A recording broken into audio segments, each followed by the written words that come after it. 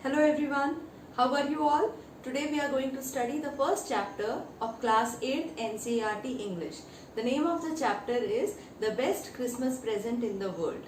This story is based from the time which is very significant in the history. There are some dates in the history that are very significant. Significant means very important, and they are so important that even after generations and generations people remember those events in the form of incidences that must have happened during that time. So this story is also based from that particular time, which was the war between the British and the Germans, and it was the First World War. Okay, now here the narrator says, he starts the lesson by telling that that he is in Bridport. Bridport is a place, and then when narrator wanted to buy a desk, he was looking for the desk, a writing desk, and everywhere he could see that all the desks were very expensive. So while he was going, he saw that there was a junk shop. Now what is a junk shop? Junk shop is a shop where people give the used materials for sell, and then if you want something which is second hand, you can get it in a junk shop. So he was also passing and he spotted a junk shop where he saw that there was a desk that was lying. It was a roll top desk. Roll top means the top gets rolled back and it opens.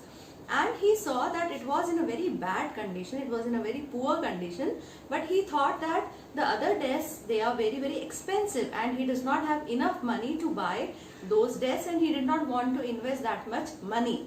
So he thought that why not try this desk, though he thought that it would be very risky to buy such a desk which is in such a poor condition. So let us go through what the narrator says. Okay, one day he spotted a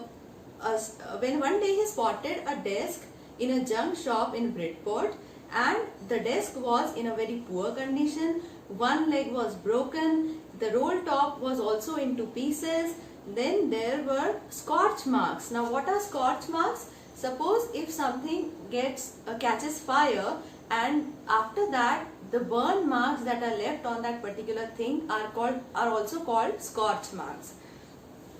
Then the narrator thought that it would be a great risk in buying this desk which was so damaged, and he thought that if I buy this desk, it is actually very damaged, then is it a right buy? Should I buy this?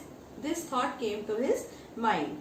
And but then immediately the next moment he thought that but this is inexpensive and I think I should buy it. Okay. So then both fire and water had damaged the desk very badly, and it had taken a toll on the desk. Now toll means it had damaged it very badly. The last drawer was stuck fast. Now the desk had 3 drawers. The third drawer was stuck fast. That means it was all stuck. He was not able to open that drawer. He tried very gently, but he could not open it. So he put a lot of force and tried to open it. But finally it got open, and as soon as he opened the drawer, he found that there was a small tin box that was kept in that drawer, and there was a sellotape that was put and with a label it was written that it had a lined note paper with shaky handwriting. Shaky handwriting, with a lot of effort somebody must have put that note on that box, and it read, Jim's last letter, received January 25th, 1915. So on that particular box there was a note that was put by the person who must have got that letter, and it was written that Jim's last letter, received 25th January 1915.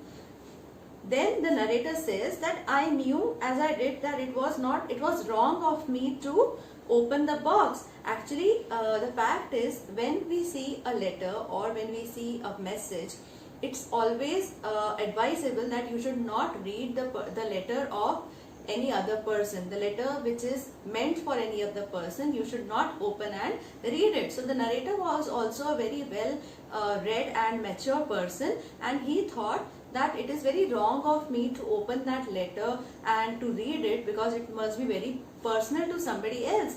But then what is the phrase that is used? Curiosity got the better of my scruples. Now, scruples means that anything that you hesitate doing. But curiosity was so high that that feeling of hesitation went away and he quickly tried to open the letter. Again, curiosity got the better of my scruples means that scruples means when you are very much hesitant in doing something, when you think 2 times before doing something. But his curiosity was so high, he was so eager to know what was in that letter that it overpowered his hesitation and he opened the letter. Inside the box there was an envelope, and then when he opened the box he saw that there was an envelope and the address on that envelope was Mrs. Jim Macpherson, 12 Copper Beeches, Bridport, Dorset. This is the full address of the person who had been given this letter and whose drawer that was. I took out the letter and unfolded it. It was written in pencil. That means it was written with a pencil. In pencil means it was written with a pencil. The note that was put on that box, it had a date 25th January 1915, and in the letter the date was 26th December 1914. That means just 1 year back. Alright. So I hope you have understood this part of the chapter. There are a couple of questions. I'll just quickly read those questions and tell you the answers just to know that you have understood this portion or not. What did the author find in a junk shop? The author found a roll-top desk which was in a very poor condition at a junk shop. Then the second question says, what did he find in a secret drawer? He found an envelope which was kept in the secret drawer. Who do you think had put it in there? So who had put it? It was Mrs. Jim Macpherson. That means Jim Macpherson had written the letter to Mrs. Jim Macpherson. That means Jim Macpherson must have written that to his wife. So I hope this portion of the chapter is clear to you. In my next video, I will explain to you the second part. Till then, take care.